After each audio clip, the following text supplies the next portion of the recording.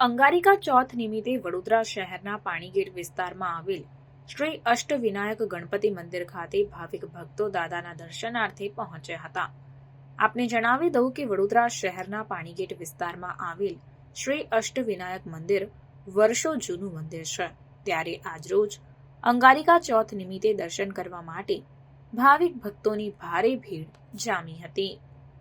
જી, આજે અંગારિકા ચોથ છે. દાદાના મંદિરે ભાવિક ભક્તો આવ્યા છે. એને શું કહેશો?